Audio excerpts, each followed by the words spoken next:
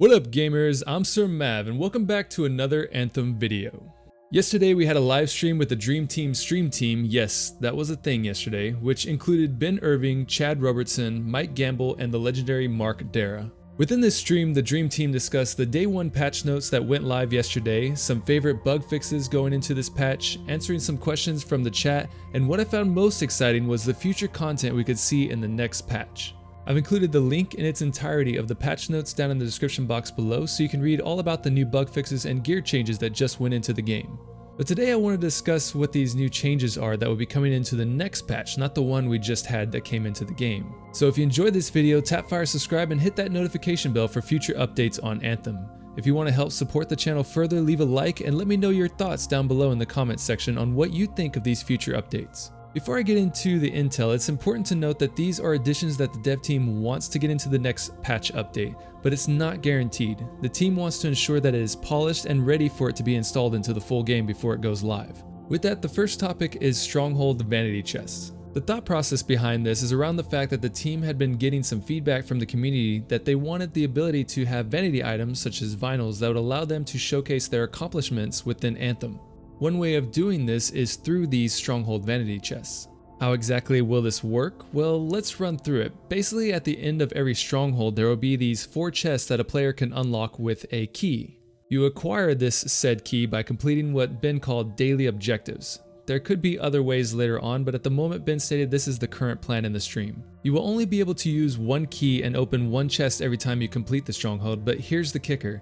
If one of your friends within the group has a key and opens the chest, you can acquire the same loot from that chest. So if all 4 of you in the group have a key, then each of you can unlock a chest, which will allow each team member to acquire 4 chests worth of vanity loot. Here on the screen you'll see some footage of the vanity items that you will see in these chests that were showcased during the stream.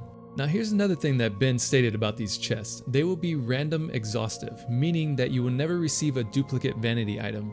For example, if there's 100 items for RNG to pull from, you will not receive, say, the Swarm Tyrant vinyl twice. Once it's unlocked, it will be unlocked forever.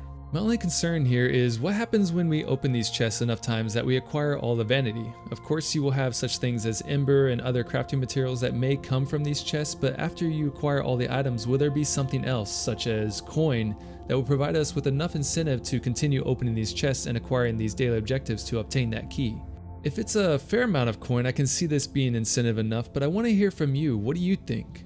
Do you think this provides enough incentive for you to complete strongholds over and over again, even after acquiring all the vanity items? My guess really is we'll just have to wait and see and provide feedback once it launches into the game. Another thing the team is looking to add is what they called legendary missions. Legendary missions will basically allow you to play through the critical path missions once again, but with more substantial difficulty and enemy makeup.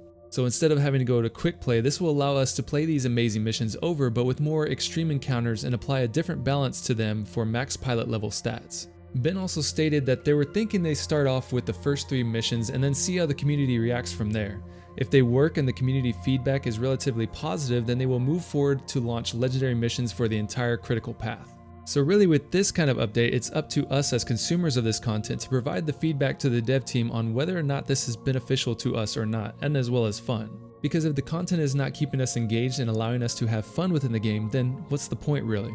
The last update I wanted to add into this video is that Chad mentioned on the stream that we would be seeing a more detailed 90-day calendar coming out in about a week. As you may know, the team released a roadmap showcasing some key bullet points for the first act of the live service calendar.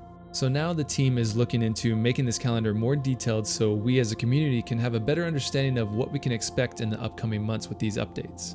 So this detailed calendar will include what will come in addition to the content features in the update, quality of life changes that will be made, and how the upcoming events will be staged. I would also note that they addressed in the stream that they are looking into a stat page, but this may or may not make it into this patch that may occur in a few weeks from now.